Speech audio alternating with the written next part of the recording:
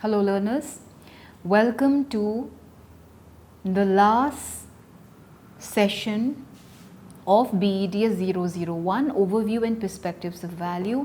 This is week 12 part 3 Character and Personality. With this particular class, with this particular session, we would be completing course 001 BEDS 001 Overview and Perspectives of Values. In today's session we will talk about character or characters. What are the various characters which define a person? What are the major components of a person characters? We have discussed in part 1 and part 2, that is in week 12 part 1 and week 12 part 2. We have already discussed personality. We have talked about what is personality, what are the various personality disorders. Now we will talk about character and its factors. In 1962, Peck and his other colleagues, they found 6 major components, factors or vectors which contribute to the overall maturity of one's character.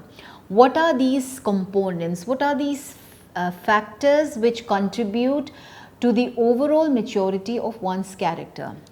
We have moral stability, that is the tendency to follow moral code willingly and with satisfaction. So this is one. Then 2, we have what is called ego strength. What is ego strength? It is rational judgment, it is appropriate action, or it is also what is called perpetual accuracy. Then we have what is called super ego strength, the degree of inner control over behavior or conscience. Then we have what is called spontaneity, direct expression of feelings and wishes. Then we have another component of character which is called friendliness, which is generalized warmth of feelings for others. Then we have what is called hostility guilt complex, which is strong feelings of hostility and guilt. So Peck and his colleagues talked about these major components, which are moral stability, ego strength, super ego strength, spontaneity, friendliness, hostility, guilt complex. It is pertinent to mention that moral stability, ego strength, super ego strength and friendliness are positively correlated with general maturity of character. On the other hand, spontaneity shows a curious relationship with maturity of character. People at both the extreme ends of maturity scales are high in spontaneity, whereas those of intermediate maturity of character are low in spontaneity. This means that a highly spontaneous individuals may be either highly mature or highly immature in their character development. The hostility guilt complex is negatively correlated with character of development. So when we talk about the component of characters like moral stability, ego strength, super ego strength, friendliness, these are positively correlated with the maturity of a character. Then when we talk about maturity level in terms of spontaneity, we have people who are very highly spontaneous may be either highly mature or highly immature. And when we talk about the hostility guilt complex, it is negatively correlated with character development. Now, what are character personality patterns? What are the various types of character personality patterns which individuals have? What are these patterns? How do people reflect these patterns in their personality? On the basis of the relative strength of the factors we just talked about, the 6 character factors, there are 5 character personality patterns which can be found. These character organizations are discussed briefly as under a moral type, expedient type, conforming type, irrational, conscientious type, rationalistic, altruistic type. So these are the types of character personality patterns. Now we are going to discuss them one by one. What are the patterns, what are the characters which a person reflects if he is amoral? The infant begins as an amoral individual, the ones who can neither be called moral or immoral. So when you are born, you are neither moral or immoral, which means that you do not yet reflect a moral character or a immoral character. So you are a amoral individual. Such a person has inaccurate perceptions, highly unstable emotions and absence of self-control. He or she is impulsive and spontaneous. His or her behavior is determined on the basis of physical rewards and punishments. The adult amoral types becomes arrested at the infantile stage of development. In some extreme cases, adult psychopath personality is of this type. So it is very important that at this stage the role of the parents, the role of the teacher becomes very important, as the individual, when he or she is born up to a very young age, does not have a concept of morality, is very impulsive and spontaneous, is very emotionally unstable, and there is this absence of control. So if this type of character personality pattern is not controlled at an early stage, in some extreme cases this individual grow up to become a psychopath who would reflect an adult psychopath personality in his life. Then who are expedient individual? What are the character personality pattern of expedient individual? Expedient individuals are those who have learned about social rewards and punishment patterns of their cultures and are controlled by immediate consequences. They are primarily self-centered. Their dishonesty depends on situations and apparent advantage of these. So these individuals are individuals who have learned that certain rewards and punishment, their actions or behaviors is correlated with certain rewards and punishments, and are also controlled by the immediate consequences of rewards and punishment. In an experiment, children below the age of 9 told that they feel sorry for lies that did not work, but not for undetected lies.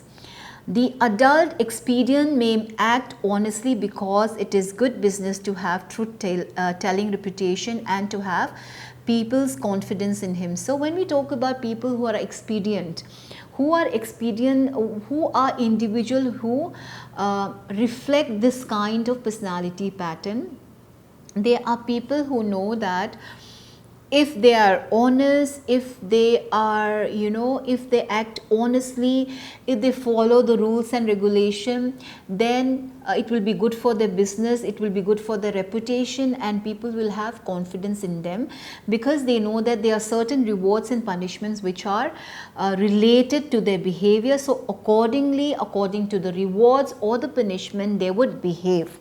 So these are expedient individuals. However, when probable rewards become sufficiently large, or if he thinks he can avoid being detected, he would be dishonest. That is, if the situation is such that telling a lie would work for his or her benefit, such individuals, these people who are expedient, they will not hesitate to tell lies because the reward would be very huge. But if they think that they would be detected or caught, they will pretend to be honest. Such a person conforms to what is called social expectations in order to achieve personal advantage. He has no internalized set of ideals, has no conscience or superego. Expedient individual act according to the situations.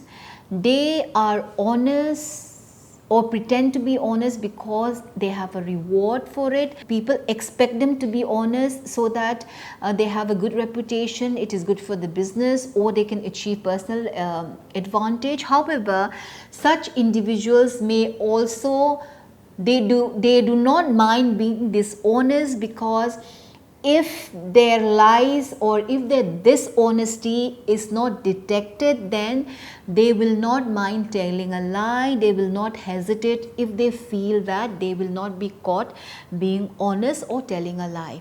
So such expedient individuals has no conscience. They do not have any internalized set of ideals. They act according to the situations. They act according to the consequences related to rewards and punishments. Then we have another set of individuals who are called conformer. Who is a person who is a conformer? Who is an individual who is a conformer? In the middle and late childhood stages of a person's development, often one displays conforming patterns of social behavior.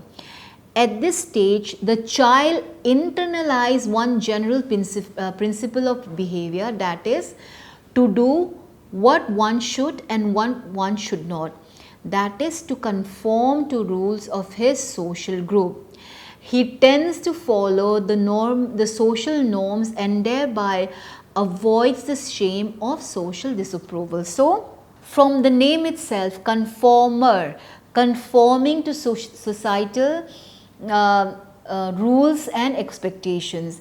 Such a child, such a person will conform to a good behavior which is expected of him by the society, and he or she conform to the rules of the society and avoids any shame of social disapproval. He or she obeys the rules and act according to the rules and society of the society. He conforms to rules of the society.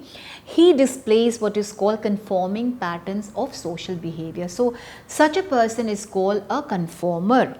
Now in this respect, the individual, that is the person who conforms to the rules and regulations of the society, is different from the expedient individual. Please do not confuse, because the expedient plays each situation to pick relevant social norms and follows them to show others that he has respect for such norms. However, in reality, he tries to gain sympathy and confidence of the social group. So, irrespective of whether an individual wants to gain sympathy or approval of the society, a conformer, conforms to rules and regulation. On the other hand, the expedient individual would conform to rules in society because it is going to play to his advantage. He is going to gain sympathy and confidence of the social group. So this is the difference between an expedient individual as well as a individual who is a conformer. The conformer, on the other hand, like I said, follows rules from the core of his heart conventionally and rigidly. He is controlled by external social sanctions and feels shame when he or she deviates from social norms. Right for him means acting according to social rules and conventions. So when we talked about conformer, we are talking about how a person who is a conformer is uncomfortable when rules, customs or principles are violated, and he or she adheres to them under all circumstances. We have another type of personality pattern, the irrational conscientious person. Who is an irrational conscientious person? This is a type of person who has internalized a behavior code that he strongly believes. The total behavior of the individual is guided by this code of conduct. If such a person sees an act as honest, he carries it out irrespective of whether or not other persons approve it, and irrespective of its consequences on others. When his acts conflict with his code, he feels guilty, he violates his own integrity. So, a person who is irrational, conceited, is a person who believes this particular code of conduct is the conduct according to which he leads his life, and he carries it out irrespective of whether the other person approves it or not, or whether it will have any negative consequences. He follows this very rigidly because he believes in this particular code of conduct.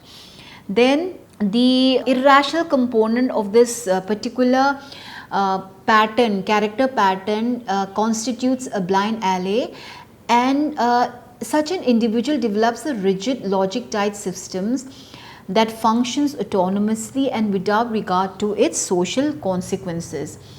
Acts are good or bad in a kind of absolute manner because of their self-evident nature, or because of one's conscience tells him so. Such people do not, that is, people who have such kind of character personality pattern, do not recognize that rules and principles which they have internalized are originally man-made and are intended to serve human or altruistic purposes. This person who has such a character pattern believes in his code of conduct irrespective of the consequences, because he feels that what he is doing is what his conscience tells him to do, and this is what is right for him. Then we have another character personality pattern, which is the rational altruistic character pattern. In most cultures, the rational altruistic individual is considered at the highest level of character development. Persons possessing this level of character development have a set of appropriate internalized moral principles, but these internalized values constitute an open rather than a closed system. The principles are subject to modification in view of circumstances. The individual behavior is determined not only by his own conscience but also by the judgmental effect on others. Such a person is honest and loyal because such behavior contributes to the welfare of other persons, including his own. Such type of individual is rational because he evaluates his conduct realistically and in terms of probable consequences. He does not act impulsively or compulsively in rigid ways. He is very rational. He is rational in terms of, he thinks what would be the correct type of action. He does not act impulsively, he does not act compulsively, he acts in such a manner his actions behavior contributes to the welfare of other persons, including his own. He is altruistic because he considers the ultimate welfare of others as well as himself. He does not blindly follow the internalized rules and principles without regard to its social effects on others. Such an individual is flexible and his behavior is guided by spirit rather than letter of the law. He is consistent and firm in his principles for which he stands, but is not rigid in his behavior. So a person who is rational, altruistic is a person who acts according to what the society expects of him to do what is right, because his particular actions will have a good impact, a positive impact on others, as well as have a positive impact on himself. And such a person who is rational altruistic is also a person who considers the ultimate welfare of others as well as of himself. So that is why he acts rationally. His behavior and his actions are for the good of all, for the society as well as himself. So with this particular session, I have completed BEDS 001 overview and perspectives of value. I have completed all the week 12. I hope, dear learners, you have found it interesting, this particular course, overview and perspectives of values. I hope you have gained something from this particular course, and all the best for your upcoming exams. Thank you so much for being a part of this course.